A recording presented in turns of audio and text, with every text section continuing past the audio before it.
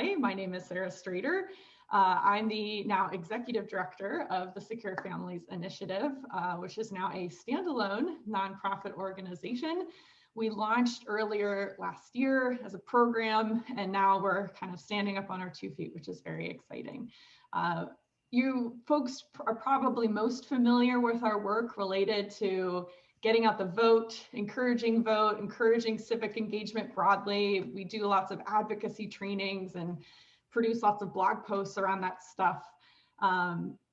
We also really like to focus our specific advocacy as an organization on some of the big questions around national security and foreign policy, because those are issues that we think are really under-addressed when it comes to military families' lives. And we deserve a seat at that table, and so we're gonna fight for it together and hopefully enact some really cool change. So that's just a quick, I guess, reminder or summary of who we are here at SFI. Although if you found this training, you probably already know most of that. Well, I'll go ahead and kick us off by introducing our keynote speaker for today. At some point, we're going to transition into the kind of nuts and bolts training, but we wanted to start by hearing from an awesome nationally recognized military family champion, Joyce, who has awesome experience with this kind of work, really has just been a lifelong champion of issues facing our community. And is now an SFI board member. We're so lucky to have her. Joyce, in 2019, retired as the executive director of the National Military Family Association, or NMFA, which I'm sure most folks on this call are familiar with. And while she was there, she helped spearhead a lot of the advocacy initiatives that all of us benefit from today. So thanks to Joyce, we've got a lot of, it's a lot easier to be a military spouse now than it was before she came on the scene. So anyway, with that introduction, Joyce, would you like to kick us off with some inspiring remarks about organizing and its importance? Well, thanks, Sarah. And my whole life as a military spouse and as a military family champion / advocate has been seeing just the power of military family stories in creating change. All of those military benefits that you hold most dear, whether it's support for spouse employment, whether it's housing allowance, whether it's being able to take your child to an urgent care clinic rather than struggle to get an acute care appointment at your military hospital. So many more, your dental insurance, I don't think there is a military family or a military benefit that was created because some military leader or member of Congress thought it was a good idea. Those benefits are there because military families told their stories and said, this is how military life is affecting me, and this is the change that's needed. And very seldom does that happen with just one person telling a story. It's when military families band together, all telling our stories, working with each other, and getting in the face sometimes of the people whose job it is to solve problems. That's when good things happen. And the cause you embrace may not need to go to Congress. It may not need to go to the Chief of Staff of the Air Force. The cause you embrace may be very local, but still important to you. One of my first organizing efforts actually was over the issue of recess. And other parents and I were able to convince a principal fixated on working to improve test scores that fourth graders needed a play break in the middle of the day. But that organizing effort led to my involvement on a school board and my election to a school board. So you never know when it also led to resource for my kid and her classmates. And not all, but, and that change happened pretty fast, but not all change does. And that's why we need to work with each other, and we need to be persistent, and we need to look for trusted partners. You know, the fight to end the so-called widow's tax, where military surviving spouses lost some benefits because of a quirk in the law, and it wasn't fixed until last year. That fight took decades for military surviving spouses telling their story and fighting to get that benefit changed. The fight to hold military leaders and their contractors accountable for fixing family housing and for ensuring it's safe and well maintained is still going on. And military families organized to tell their stories to Congress, to other organizations, to the press, is making a difference in that fight.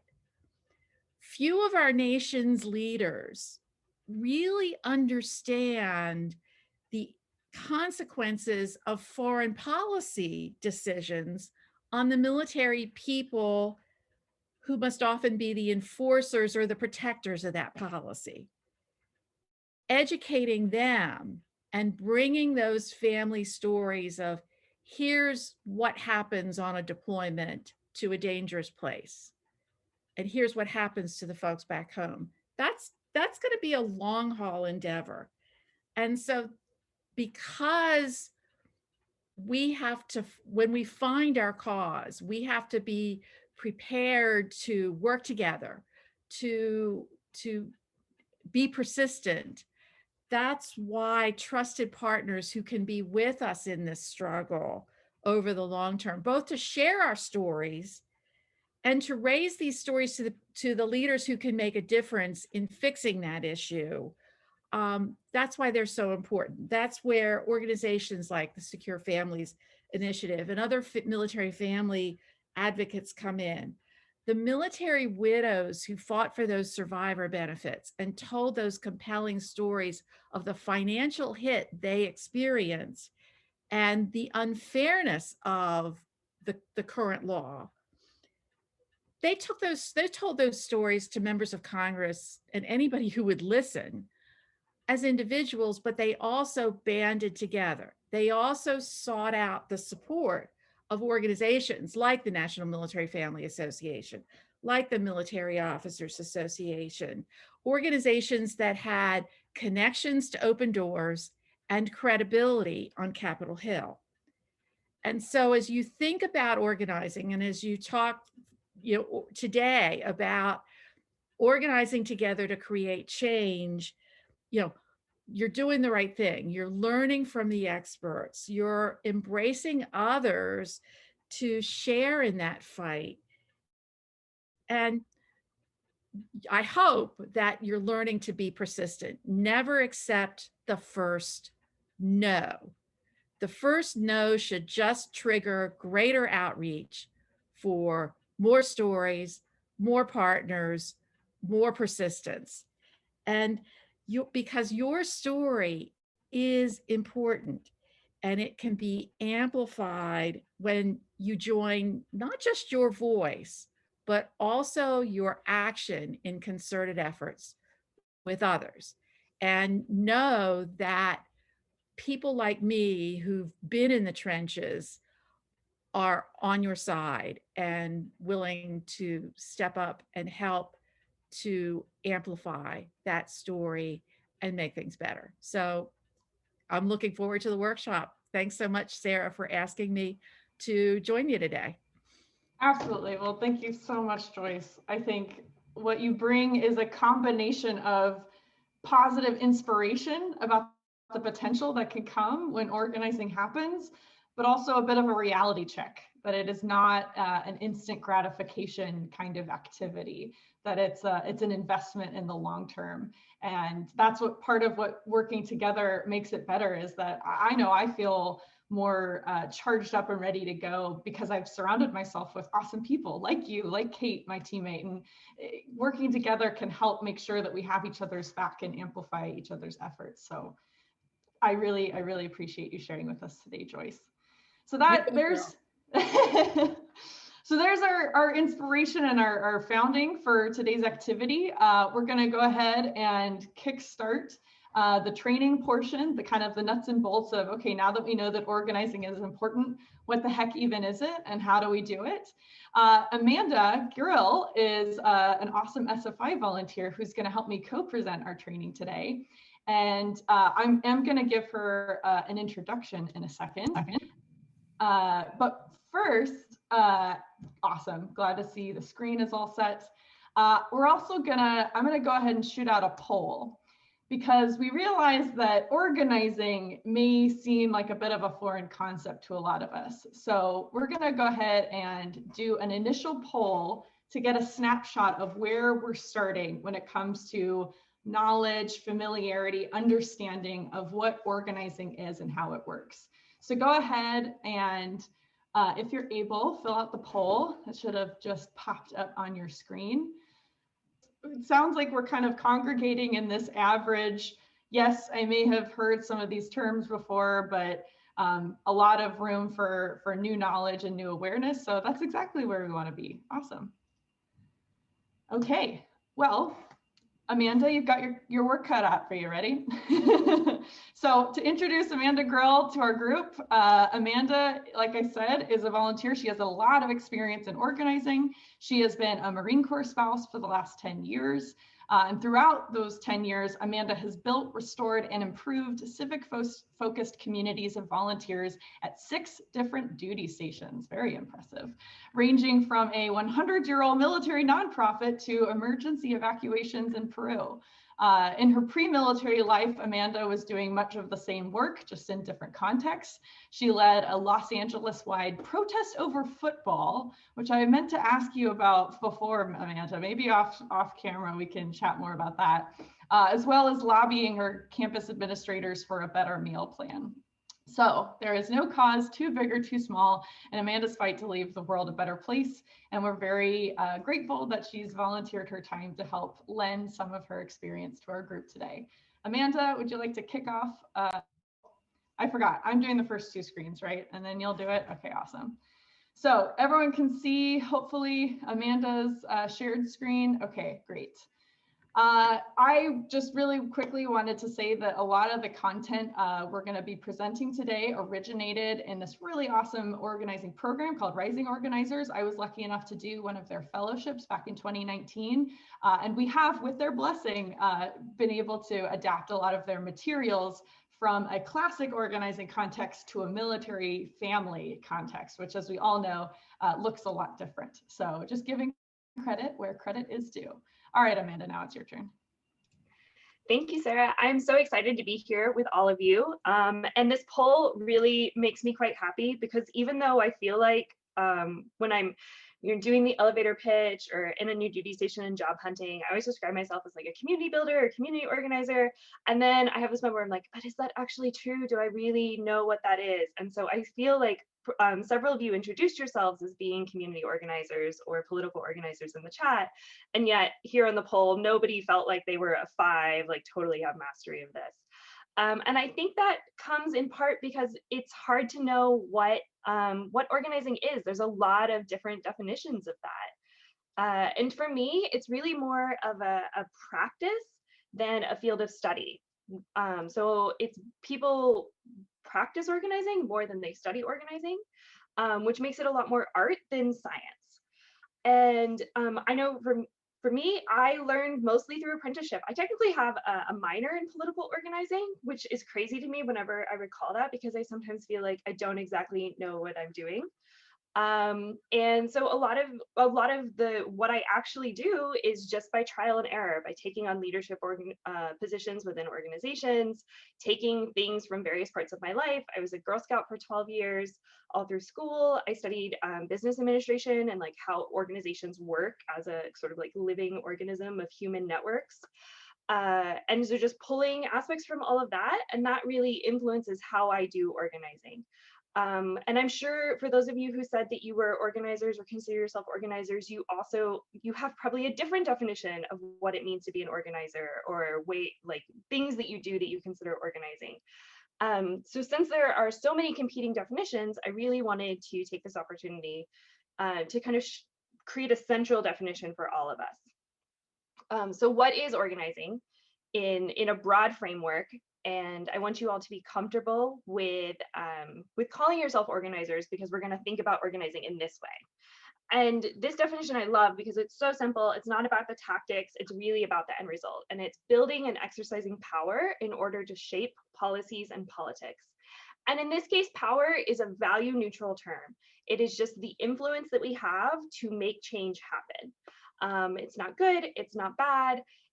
But if you think about it, if something needed to change and it hasn't changed, it's probably because we need to exert some sort of power. So it's just that kind of influence. And that power can manifest in a lot of different ways. So here we have an example of the Women's March in 2017 in DC. And so this is a big, powerful movement with lots of attention, beautiful signs, great photos. The visuals of it were really amazing.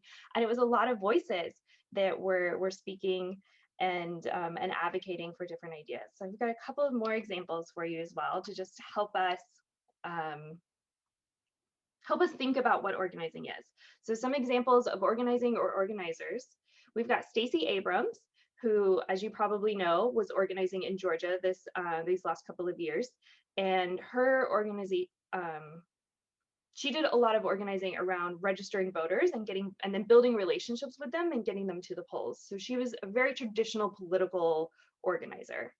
And then we have Phyllis Schlafly. So for those of you who, like me, have binged the Mrs. America TV series over the summer or fall, you're probably familiar with her story, but she was a leader of the anti-ERA, the Equal Rights Amendment movement in the 70s and into the 80s.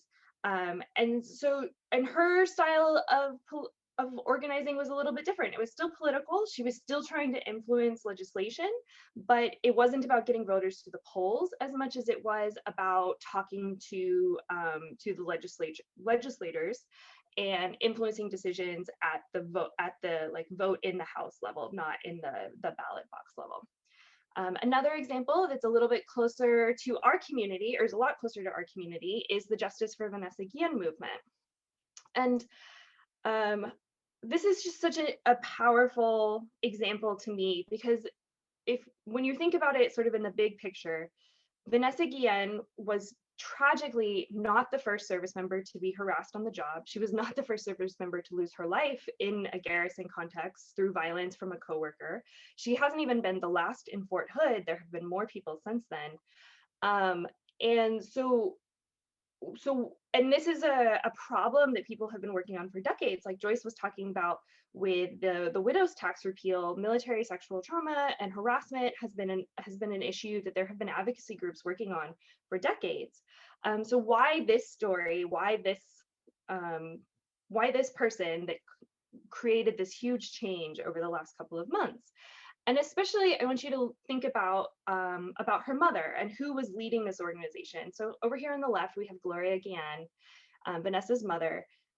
I've never seen an interview with her in English. She exclusively interviews in Spanish. So either she's not comfortable with English or doesn't speak it at all. And she also is an undocumented resident of the United States. So this is a person that on paper doesn't seem like would have a lot of power here in the United States to make change or to force the Department of Defense to change their policies. There's communication challenges. She has legal status difficulties, not able to vote. But herself and the other family members for Vanessa refused to accept that they were powerless, refused to be silenced, refused to be told to just go away. And they started protesting. They started protesting outside the gates. Other activists joined them. And soon it spread into a hashtag that I'm sure most of you saw, the I Am Vanessa hashtag, which pulled in activists. It pulled in other female veterans and members of the military community talking about their own experiences. And that eventually moved on to national organizations. So it really kept growing and scaling. Eventually, Vets for the People, or very quickly, Vets for the People joined in. Pan Campos Palma did dozens of interviews telling the story and connecting Vanessa's story of workplace harassment. And at the time, we didn't know the outcome of her case. We now know that she was killed by a coworker, or suspected. I don't think he's been convicted yet, but, or no, he would, never mind.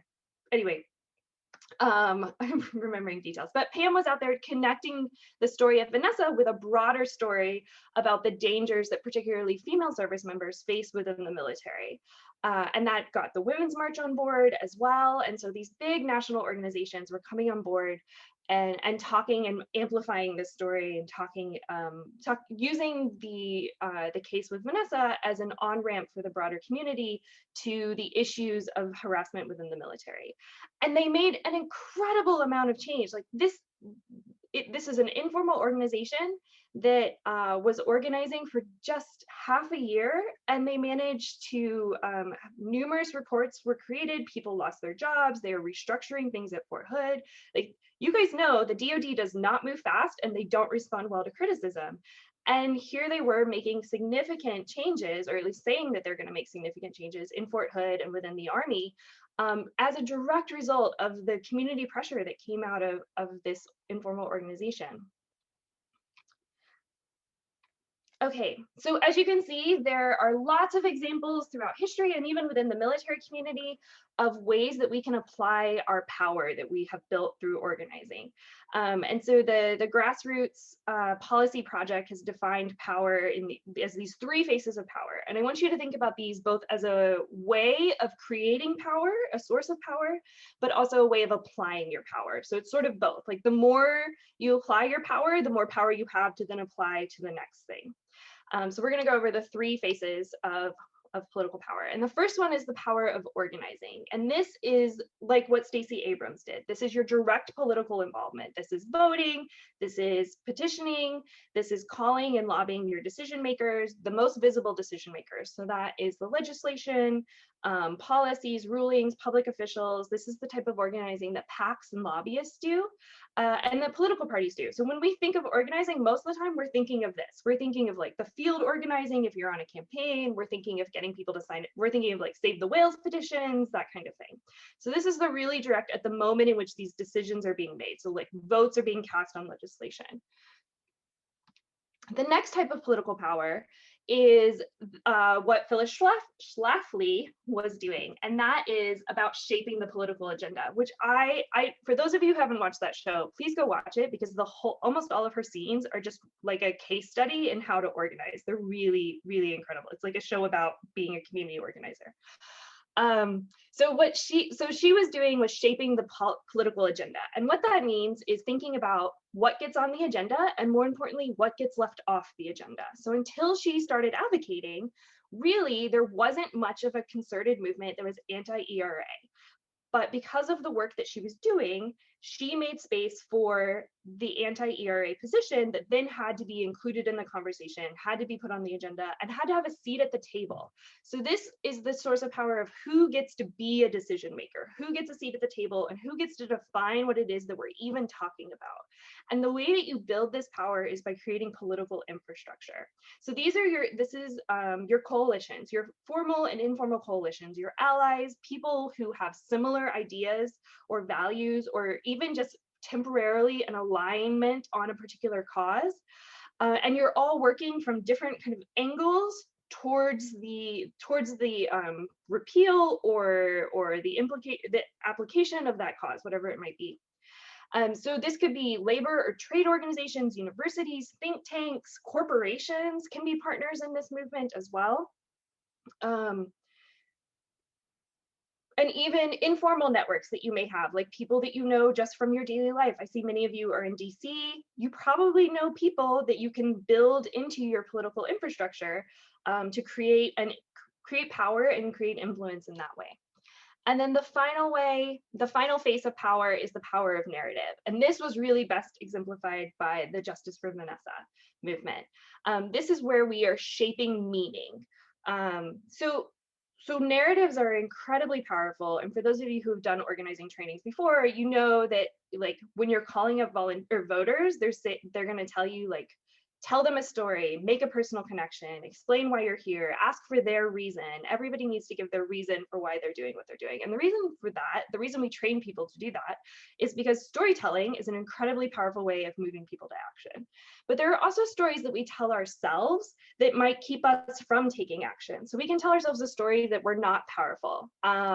I know sometimes when I look at the monster of bureaucracy that is the United States Marine Corps, I'm like, oh my gosh, what can I do as one person to like fix housing? Obviously this needs to be fixed. Why aren't we getting an movement on this? And so you can start to tell yourself a story that you're not powerful.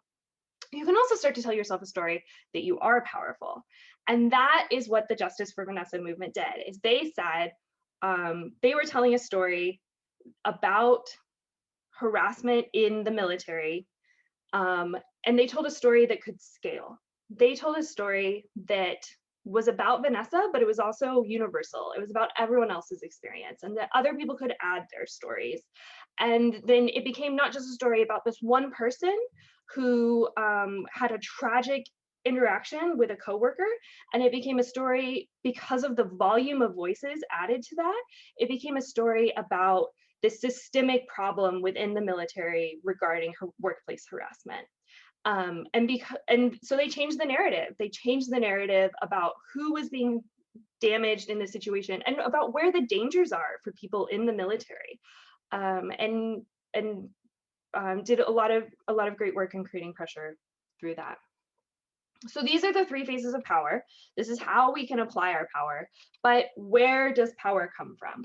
So I want to show you this little clip from A Bug's Life to explain where power comes from, especially when we are feeling powerless and small as part of a small organization, or just me. I have an idea, you might have an idea about something that you want to do, something you want to change, but how do you go from that to the kind of power that makes the kind of change that we've seen with these examples we've been looking at? There was that ant that stood up to me. Yeah, but we can forget about him. Yeah, it was just one ant. One ant. Yeah, you're right. It's just one ant. Yeah, boss, they're puny. Puny? Say, let's pretend this brain is a puny little ant. Did that hurt? Nope. Well, how about this one? Are you kidding? Well, how about this?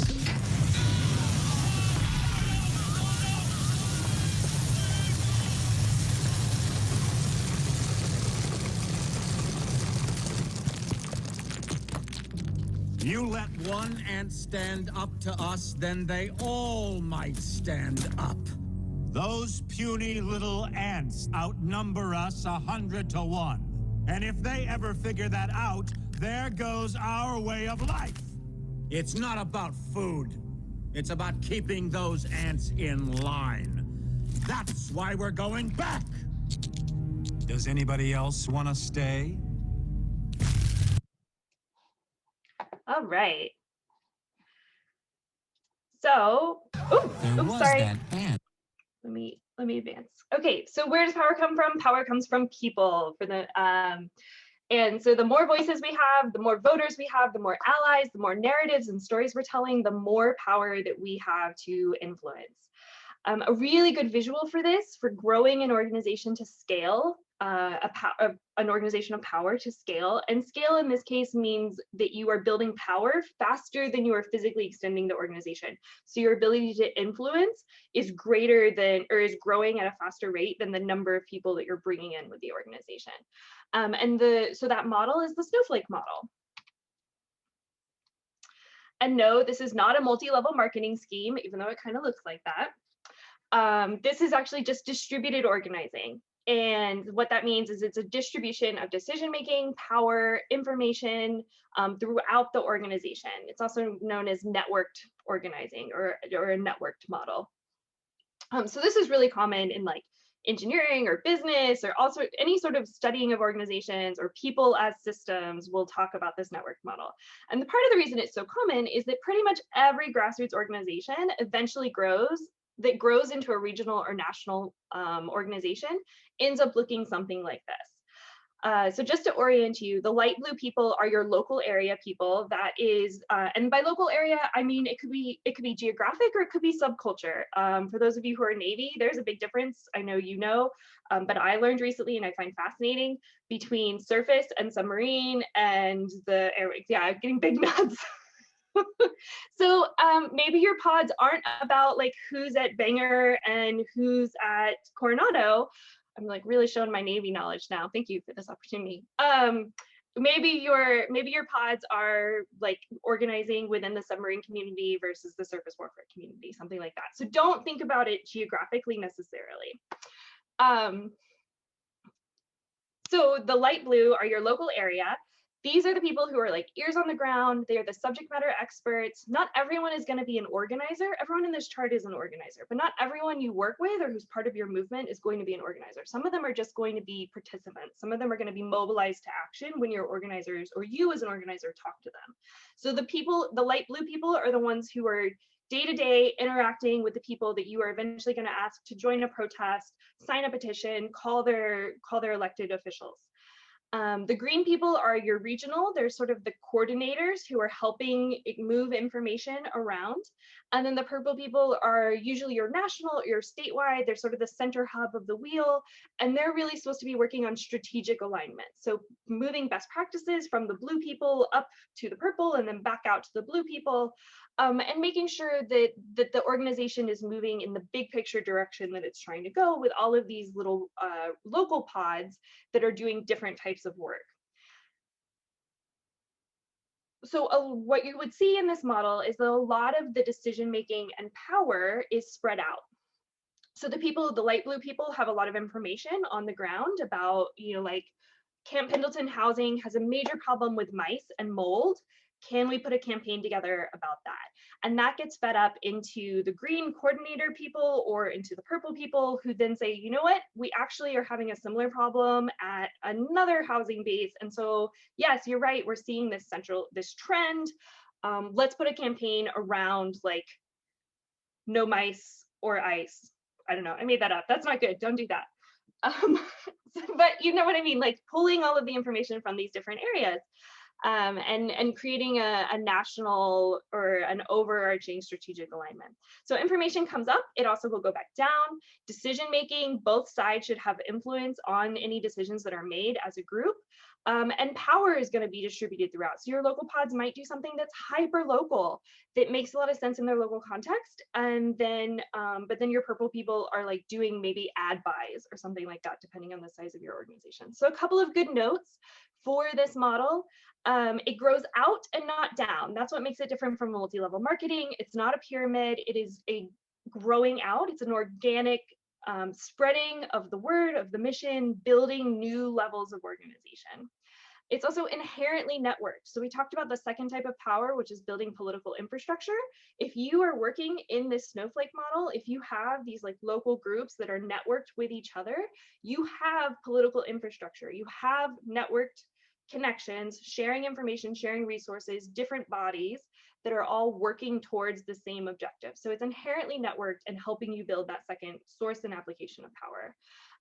And then this came a little bit from Sarah, but I love a good pun. So I love that this is a snowflake model because snowflakes build to snowballs and snowballs build to avalanches. And when you have an avalanche of seeds or women marching on the Capitol in DC, that's how change happens, when you have enough voices that it is undeniable. So with that in mind, I am going to stop my screen share and let Sarah take over. She's going to get into sort of the nitty gritty now that I've given you sort of the big picture of organizing and set the stage for how we define it and how we're going to talk about it throughout the rest of this session. I'm going to pass it over to Sarah, but while I am doing that, I want everyone to think about whatever cause brought them here today that they were thinking about, maybe in the front of their mind or in the back of their mind, some change that they want to make. And then start to think about who are 3 people in your life, either people you know directly or people you know tangentially, that you think would like to engage in this work, either because you think they would be interested or because they have a skill set that you think that you might need to be successful. So start going through that list, thinking about which people you might want to talk to, and I will pass the baton to Sarah. Awesome. Thank you so much, Amanda. That was excellent. Who else feels like they're getting a master's thesis in organizing concepts? All right, let me fix my screen.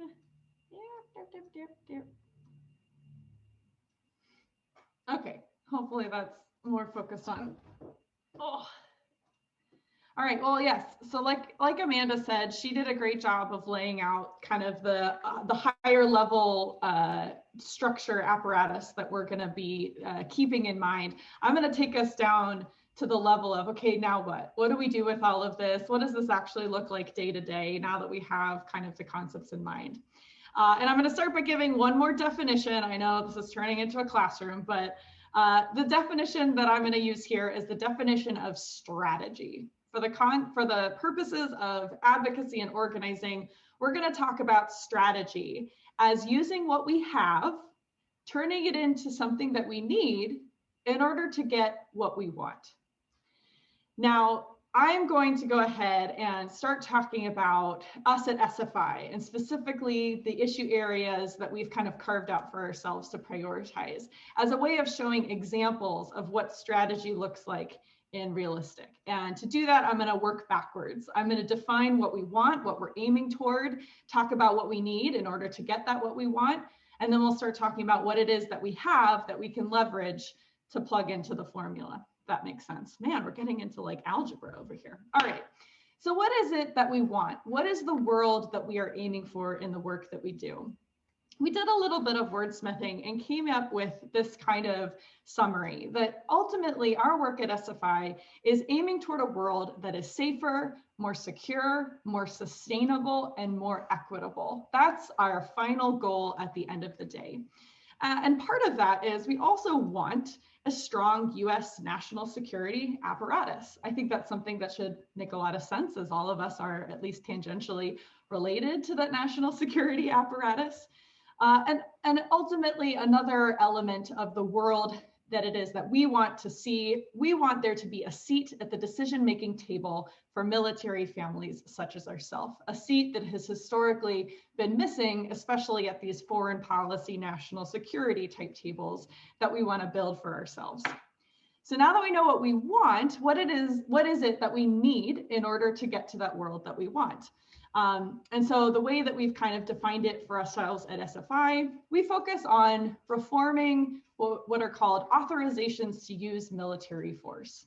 So right now, the way that our country decides to go to war is a very unilateral kind of mechanism. So back in 2001 and 2002, Congress signed laws that a lot of people refer to as blank checks called AUMFs, or authorizations to use military force, that basically said, we, Congress, are delegating our authority to go to war to you, the president, to you, the executive branch. We're going to go ahead and put that in your jurisdiction.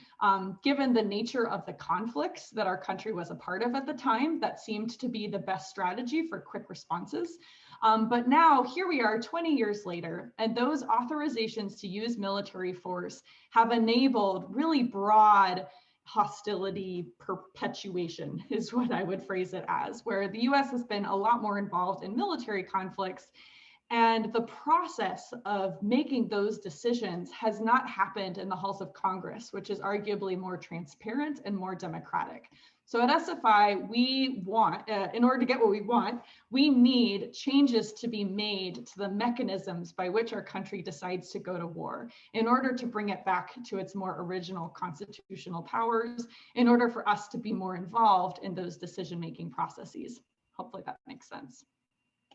We've also, unfortunately, tragically, over the last recent events, have seen a rise in domestic militarization. And this can be seen in a number of different ways.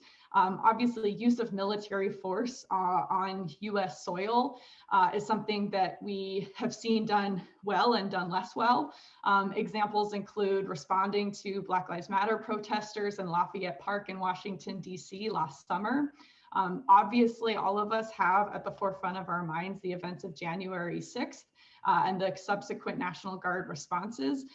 These are really thorny issues that we need to get more involved in discussing and organizing around in order to make sure that ultimately where we land is more in line with the world that we want to see. I'll also quickly flag as well an issue that can kind of be considered under this umbrella. There's something called the 1033 program.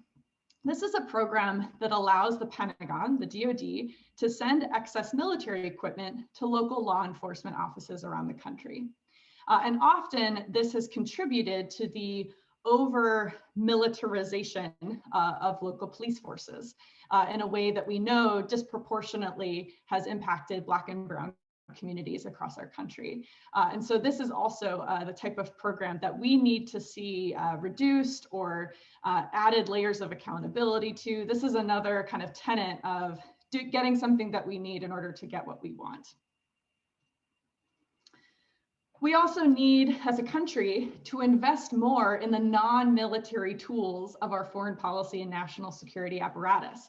When our brothers and sisters in the State Department and the U.S. Agency for International Development, USAID, when folks in those halls succeed in what they do, we succeed, because ultimately their work is important to preventing conflicts that down the road ultimately fall on our families' shoulders to bear the costs of. So that's another thing that we need to achieve what we want. And finally, we have always seen voting as a crucial part of our work here at SFI, because it is when our community is an active voting bloc that people have to listen to us. So that's why we do a lot of work, and I'm sure is what most folks are familiar with, around voting access at the policy level and voting outreach, of making sure we all know how to navigate that system. Okay, so I've defined what we need to get what we want. What do we have to work with now? And this is the fun part, where we got to talk about all of the assets that are to our name as military families that we get to leverage. So, and this right here is not going to be an exhaustive list. And in fact, afterward, I would welcome folks to stick in the chat what you consider to be additional things that we as military family advocates have. Just a few examples. We have personal stories. The testimony of military families and our experiences with what endless wars have looked like on the home front are really powerful and are really unique. When only 1% of Americans serve, it's not a universally understood experience, which makes telling our stories so important. As a community, we carry a lot of social and political credibility. The military is an institution that continues to have very high levels of public trust, and our association with that institution often gives us a lot more leeway. I learned this firsthand when I was knocking doors for a candidate in suburban Omaha, Nebraska. I was more likely to get an open door and an open ear the sooner I was able to mention part of my identity, which is that I was, my spouse was stationed at Offutt Air Force Base down the road. So there's a lot of credibility there that we have to our name. We've got great digital networks. We have all learned very quickly, you can't just rely on the people who are physically proximus to yourself. We have to maintain these virtual networks, which we've all seen are super, super important, especially in the post-COVID era. At the same time, we have a really wide geographic footprint. We exist in every community around the world, which means that every member of Congress, every elected official has to listen to our community because we are ubiquitous. We're everywhere. And finally, to use some Northern California slang, we got hella skills, y'all. Military spouses have, especially over the years, we tend to be very highly educated, highly motivated, highly skilled, based on having to be really scrappy and resourceful, of clobbering together careers and portfolios out of very inconsistent geographic timelines, right? And so we have a lot of skills to our name. So like I said, these are just some examples of assets that military family advocates have. Go ahead and stick in the chat other ideas you have for things that we have that we can take stock of as we start to organize. Oh, there's my chat.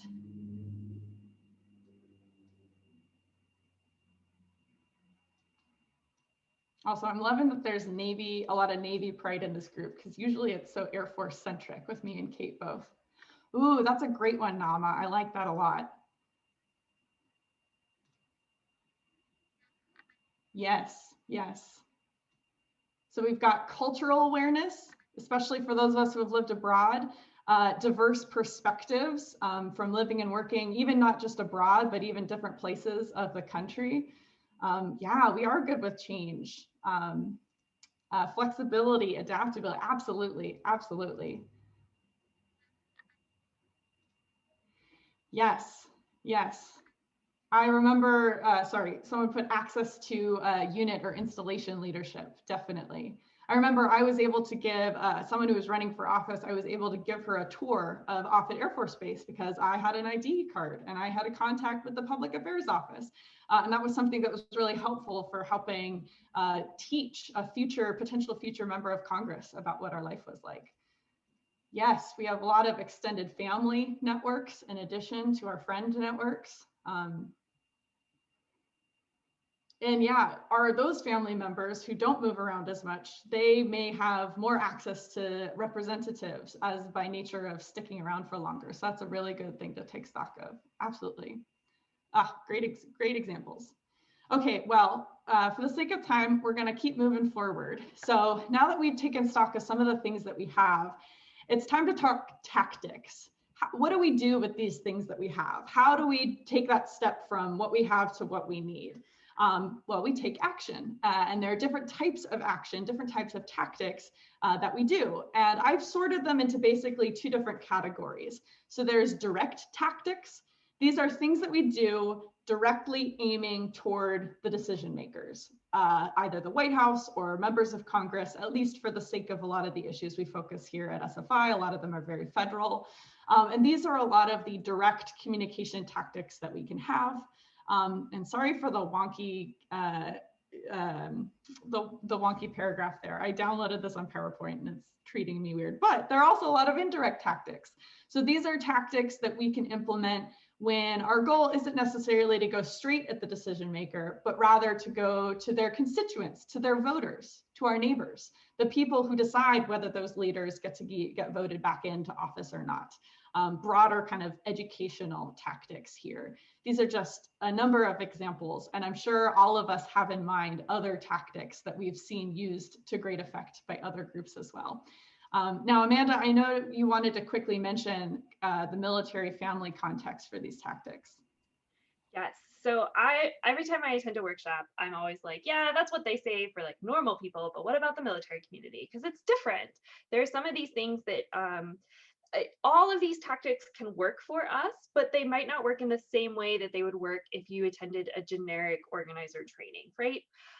So for example, Kate, Sarah, and I were going through this PowerPoint yesterday and realized that we live in 2 different states and we vote in 3 different states between the 3 of us. So something like canvassing, where you go and you walk your neighborhood and you knock on doors, isn't very effective for military issues because my neighbors don't have any sort of military connection at all. So going and just knocking on their doors because I'm told to canvass and knock on the doors of my neighborhood isn't going to be very effective for building power or creating change.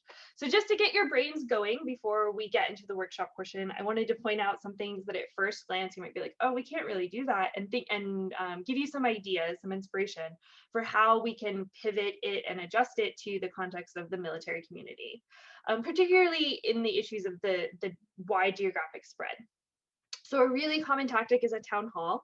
Normally what that looks like is you contact your local member of Congress, you ask them to show up at a certain time and place, you recruit people to show up and they ask questions or yell at the congressperson depending on the temperament of the group, and then the person leaves, and that's the town hall. Well, that's really hard to do when we're in 3 different states and we are voting, or we're in 2 different states and we're voting in 3 different states. Which congressperson do we invite to come to our town hall, and where do we host it? So fortunately, the world has become quite virtual. So this idea of virtual town hall is pretty common. So that would be the first easy choice to make. But then maybe instead of targeting the congressperson who represents our particular district, either where we live or where we vote, which are often not the same things, maybe we are looking at inviting people who have key positions on committees that have to do with like the authorized use of military force. And that's who we need to target. Instead of the traditional, like your representative. So we kind of get to choose who our representatives are within this community because we move so much, because we have connections to so many locations. Another example that might be challenging geographically is a demonstration. I don't think any of you said California, like the whole state, when you were introducing where you were from. So it's just me out here in California right now, which would make a really pathetic demonstration of one if I was out there with my sign. But how can we pivot demonstrations to take advantage of the resources we do have? Well, we could go digital. We could do a tweet storm. We could build a coalition, set a hashtag, set a particular time that we start targeting particular members of Congress or decision makers or members of the media, whatever it might be. So think about these ideas, but also think about how we can better use them within the context in which we work and within the communities in which we are members. So just a little bit of inspiration for you on that. Excellent. Thank you so much, Amanda. And that's part of what we're here to do at SFI, is adapt a lot of these classic materials that exist elsewhere to the very unique context of being military families, out of personal frustration at the lack of that existing elsewhere. One quick clarification, as we think of tactics and actions that we want to take, there is a difference between an activity and an action. And the difference is basically whether it ultimately builds power and enacts influence, right? There are a lot of things that we could do for the sake of doing them, for the sake of keeping busy and feeling like we're putting energy out into the atmosphere. But unless they are specifically aligned within a context that builds over the long term toward influence and impact, what activities become is empty time consumers. And I don't know about you, but I don't have enough time in the day to spend on mere activity. I always want what I do to have impacts and to be building in a broader context of power, which is why at SFI, when we send out action alerts, we always try and be very cognizant that we want what we're asking volunteers and members to do, that it has actual impact and builds toward our goals. So we will do our best to make sure that we do not take advantage of your time and make sure that the actions that we're building are always very well informed within this context. To quickly wrap us up, and we so appreciate everyone committing such a long chunk of time. As you saw, it was kind of necessary in order for us to get over everything, but just a quick little wrap up here at the end. What next? Let's say you're fired up and ready to organize, and some of the issues that we talked about really sound like things that you're interested in investing more time in. The best way to get involved in SFI's work is to sign up as a volunteer corps member. Amanda's a volunteer. I know Nama's a volunteer. We got a couple other volunteers in this list. Both of them are actually two great examples of people who have done really extraordinary work with and for us, which we're really grateful for. And we want to expand our volunteer corps pool. So I think Kate may be able to put the volunteer corps link in the chat, maybe perhaps. And right now, just as an example of one of the volunteer corps activities that we're sourcing for at the moment, we're looking for writers. So each of us has a story to tell about what serving in a wartime military looks like on the home front.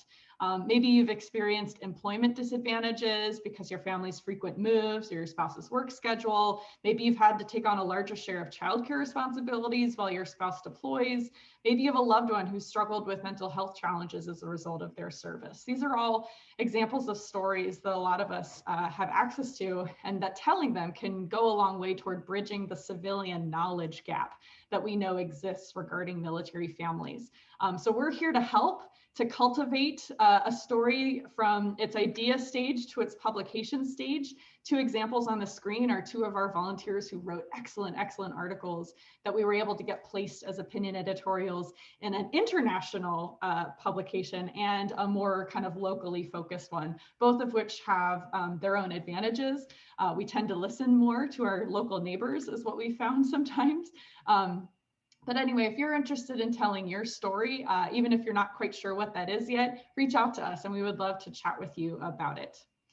And finally, we also occasionally run other advocacy training sessions. We've got one on politics, do's and don'ts, how to tell your story, how to answer tough questions that you might get asked as a result of your advocacy, how to effectively lobby those elected officials.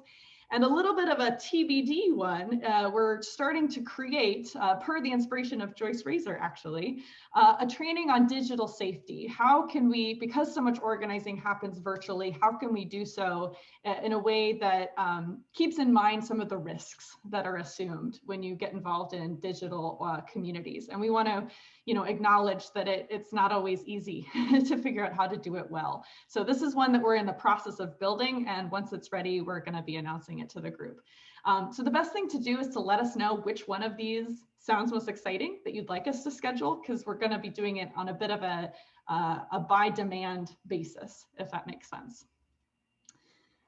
And you do that by contacting us. So hopefully everyone here is already following us on all these channels, but here are the ways that you can reach out, get in contact, and you may just get a few more cute pictures of my Labradoodle puppy along the way if you do. So any final questions? We've now wrapped up our presentation. Again, so good to see everyone.